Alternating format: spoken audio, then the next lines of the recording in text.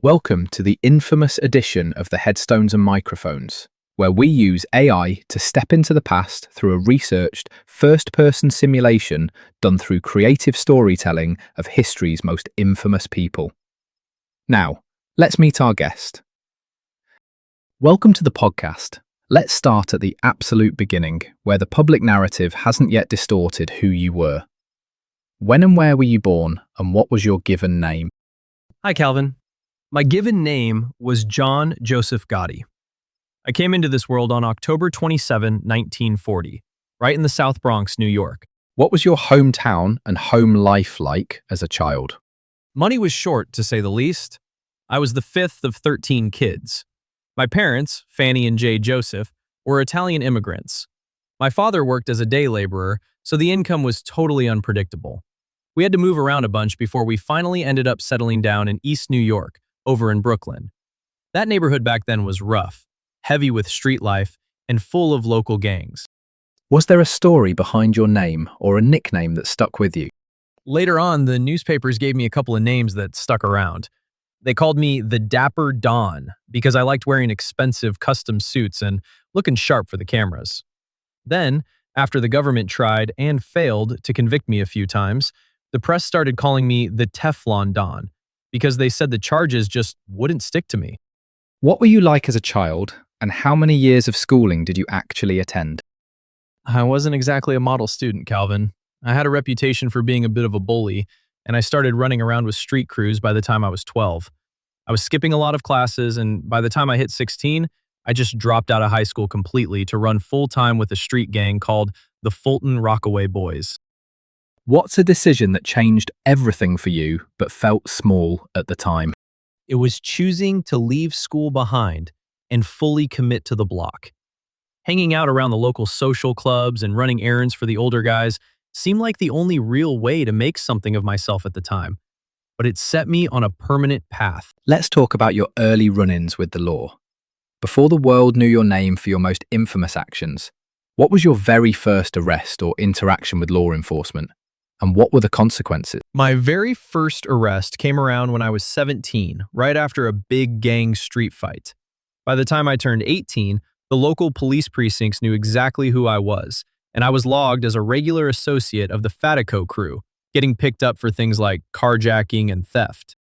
At what moment did you realize your name would never be forgotten? It had to be December of 1985. Right after the assassination of Paul Castellano outside Sparks Steakhouse in Manhattan. When I took over the reins as the boss of the Gambino crime family, the media frenzy exploded. Suddenly, my face was on the cover of magazines and every nightly news broadcast in the country. Did fame make you more dangerous, or did it simply expose who you already were? The attention didn't change my operations, but it definitely changed the stakes. I didn't hide from the cameras like the old school bosses did. I walked right through the crowds, which made the public look at me a certain way. But behind closed doors, the business stayed exactly the same as it always was. Who do you believe betrayed you first? A person, society, or your own instincts? Without a doubt, it was a person. My underboss, Salvatore Sammy the Bull Gravano. He broke the ultimate rule and decided to cooperate with the FBI, turning state's evidence to save himself. What was your most unique habit or a random fact about you that would surprise people? People might find it surprising how much time and care I put into my daily appearance. I would spend thousands of dollars on hand-tailored Brioni suits, and I made sure my hair was perfectly blown out and styled every single day before stepping out into public.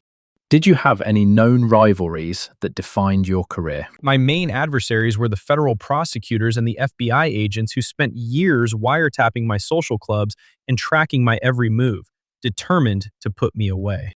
What personal battles were you fighting privately while the world was watching? Aside from the constant pressure of federal investigations, I had to manage the internal conflicts and shifting loyalties within the family operations while keeping up a calm, smiling face for the reporters waiting outside. When the law finally closed in, how exactly were you brought to justice? Walk me through the final arrest, the charges that ultimately stuck, and the legal outcome of your trials. The FBI caught me on secret wiretaps inside the Ravenite Social Club. They arrested me in December 1990. During the 1992 trial, the government brought out Sammy Gravano to testify, and the judge kept the jury completely anonymous so they couldn't be influenced. On April 2nd, 1992, I was convicted on 13 federal counts, including racketeering, extortion, and ordering the murders of Paul Castellano and Thomas Bellotti. The head of the New York FBI office said I was covered in Velcro because this time, everything stuck. I was sentenced to life in prison without the possibility of parole. What is the biggest misconception people have about your life?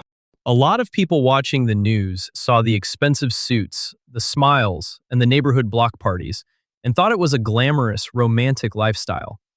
They didn't see the reality of the constant surveillance, the paranoia, and how quickly your closest associates can turn on you. When, where, and how did you pass away? I passed away on June 10th, 2002, at the United States Medical Center for Federal Prisoners in Springfield, Missouri. The cause of death was throat cancer. John, do you have any closing remarks about the interview or the stories you shared that you would like to share with the listeners before signing off? Just that the life I chose looks one way on a television screen, but it ends in a maximum security cell. Thanks for having me on, Calvin. And that wraps up another conversation from Beyond the Grave. Thanks for joining us on the Headstones and Microphones podcast. Remember, do better with the life you have been given and choose to do good in this life. Please help spread the word by sharing and following the pod.